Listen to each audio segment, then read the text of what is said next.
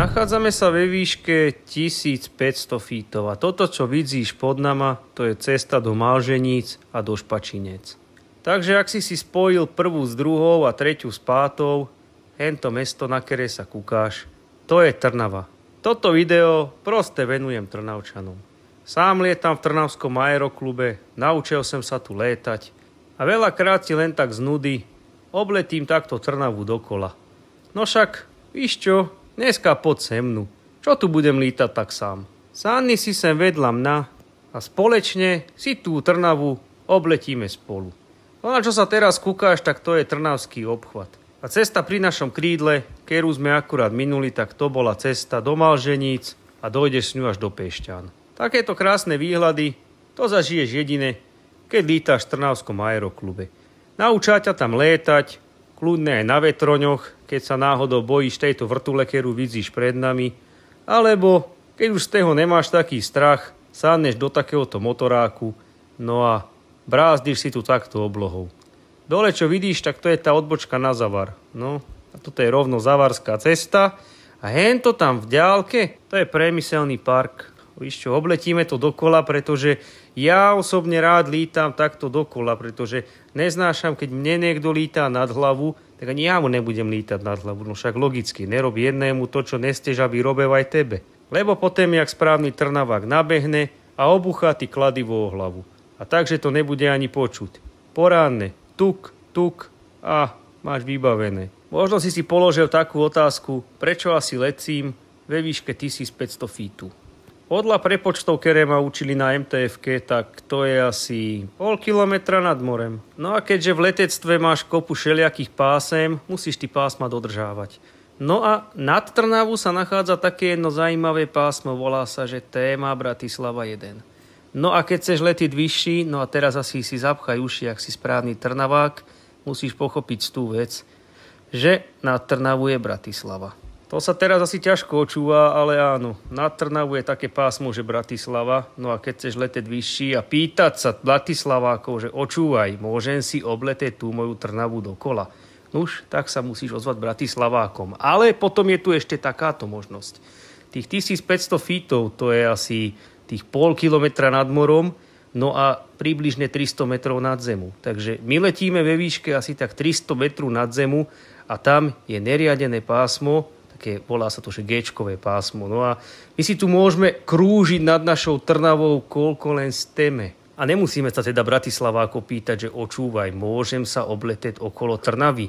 Môžem. Takže približne do tých 300 metrov, co vidíš teraz, sa víme takto nádherne prelecet a nemusíme sa tých Bratislavákov pýtať, že haló, ja okolo tej Trnavy môžem vôbec leteť? Áno, kľudne môžeš, toto je také neriadené. V tým neriadenom priestore lietaš podľa viditeľnosti a buď z niekoho vidíš, alebo nevidíš, alebo ho oblecíš, alebo ho prelecíš.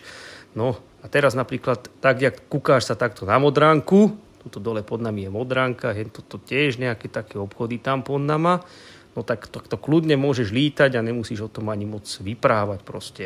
Obletíš si to v takomto neriadenom priestore do 300 metrov, ale však na čo by si chodzel aj vyšší, ty chceš tú Trnavu vidieť, tak nebudeš lítať do výšky. Do tých 300 metrov, no tak to je také ideálne. Pozri sa, takýto nádherný výhľad máme nad Modrankou a zase nikomu nelecíme nad hlavu, pretože je tam taká jedna vec, volá sa to aj bezpečnosť, že nelítame nad hlavu aj preto, že náhodou, až by sa dačo stalo, tak motor náhodou skape a čo budeš robiť? Tam máš pod sebou domy a nemáš to kde položiť. Tak preto vždycky lítaj tak, aby si vedel bezpečne doplachtiť na nejaké poránne pole, tam to dáš na zem, položíš to. Nikomu sa nič nestane, však nebudeš ohrozovať svojich spoluobčanov pre pána Jána, však. No. Vieš, kde sme teraz? Alebo ti to mám znova celé vyprávať od začiatku. No tak, keď sa kúkneš lepšie, čo sme teraz minuli? Hento dole, tak to bola cesta na Zelenec, no a tam je proste Linčianska. Linčianska, toto je cesta na Hrnčárovce nad Parnou. No, tak chvíľku ju mineme. A tu vidíš, čo pod nami. A ja ti to už ani nepovím, lebo ty to určite všetko vieš, to na čo by si to tu počúval. Alebo proste, keď si to chceš kúknúť, tak si to pretoč, že kúkni si to ešte raz. No. Takže Trnaváci určite krásne poznáte, že nad čím letíme a v diaľke, čo sa nám zase ukazuje. Áno, to sú rybníky, tam to máme radi, tam je pohoda, tam je klídek, tam si zbehneš večer na pivko a okolie toho kamenáča, to je nádhera. No a hentade ide železnica tuto dole pod nama a ten oblúk, tak to je ďalšia železnica, tam čo vidíš ten zelený oblúk, tak tady ide zase vláčik hore na Boleráz, na to naše letisko. Niekedy, keď mi nejde auto a hapruje, tak idem aj ja na vláčiku. Takto krásne dole tady. Chodzím okolo prednádraža tady to. No nádherné výhľady, no čo ty na to povieš? Vieš čo, zanechaj mi tu taký komentár, že ti to vôbec ľúbi, takéto dačo. Ja som to nahral aj v 4K kvalite, takže ne, že to budeš kúkať iba tak nejako v HDčku, alebo si to stáhneš a budeš tam vidieť len nejaké pixely nabúchané na sebe. Na Trnavu musíš mať porádny výhľad, tak sem kúpem aj novú kameru. No a zapni si to okamžite do 4K. Ty si to nemal v 4K, tak si to pretoč a kúkni si to ešte raz celé. Lebo ty výhľady na tú Trnavu, to len tak neuvidíš. To vidíš len tuto na tomto videu, tak nemáš za čo proste. Ale daj mi vedieť, že či by aj ty by si sa chcel niekedy takto okolo tej nádhernej Trnavy prelecieť. Či by si ju chcel takto nádherne vidieť. No a hento dole pod náma, to by asi mala byť cesta na Ružindol. No nevím, oprava v komentároch, keď som sa náhodou mýlil, však už sa mi z toho točí hlava, už sme obleceli celú Trnavu dokola. Ináč, až by si chcel ešte vidieť vácie takýchto videí, tak rozhodne klikni na tlačítko odber. A keď dojde ešte ďalšie video, tak ti cinkne, že nazdar, už si ma raz videl, ale kúkni si ma ešte raz, lebo ja som nové video. No, a teraz sa dostávame na cestu, po ktorej chodím autom na Boleráz, takže už asi tušíš, to bude hore cesta na Senicu. No a tu je tá polka Trnavského obchvatu, takže vlastne sme to už celé obišli dokola. Z druhej strany obchvat nemáme, však to víš. Tu je ten nadjazd, no a ja to už budem točiť na Boleráz. Ešte keď chceš, tak si môžeš kúknúť to nádherné pristáti, ktoré tu budem mať. No a či ti dám takú otázku, na ktorú asi nebudeš vedieť len tak odpovedať. No ale zistíš odpoveď v tomto videu, takže dokúkaj to. Čo si myslíš, koľko asi trvá, kým my takto z tej Trnavy dolecíme na ten Boleráz? Teraz to budem takto točiť. Točím to. Idem zarovno tej cesty, ktorá je pod nám, a to je tá cesta, čo ide na Senicu, no ale však podobnou nevidíš. Tak troška potočím tú kameru dopredu. Očkaj chvíľu. Ináč hento sú tam Bohunice. Vidíš, Bohunice, to je atómka. Vďaka nej môžeš kúkať toto video, lebo vyrába elektriku aj pre Trnavu. Takže ideme zarovno, pod nami je cesta na Boleráz. No a teraz otočím tú kamerku troška dopredu, aby si videl, že kde je tá naša pristávacia dráha. Kúkaj ešte na tí Bohunice, jak sa z nich dymí. No, daj ešte sekundu. 1, 2, 3. Dobre. Asi už aj vidíš tú pristávaciu dráhu.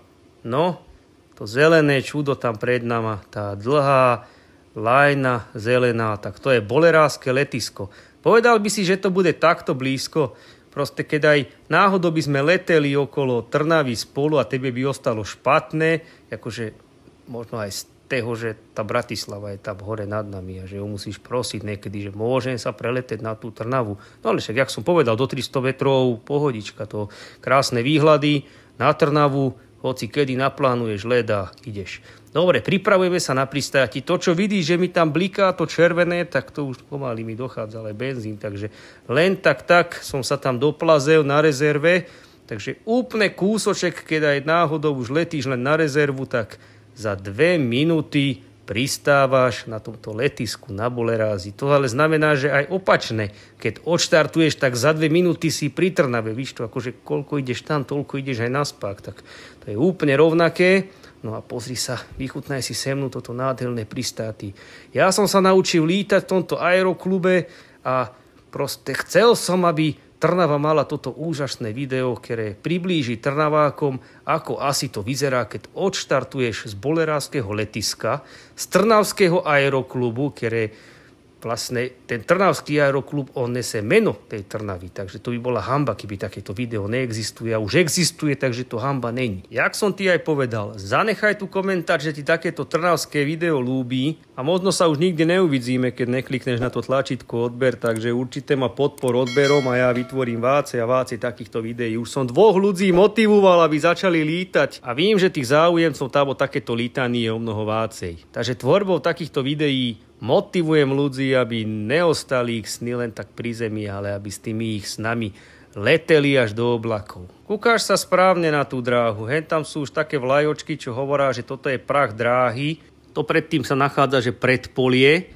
No a teraz presne už sa dotkneme zeme a ukončíme tento nádherný výhliadkový let. Ja som veľmi rád, že si bol s nama. Ďakujem, že som neletel sám, že som tu mal takýchto dobrých partákov, partáčky, ktorí videli toto video a sedeli tu dneska se mnou.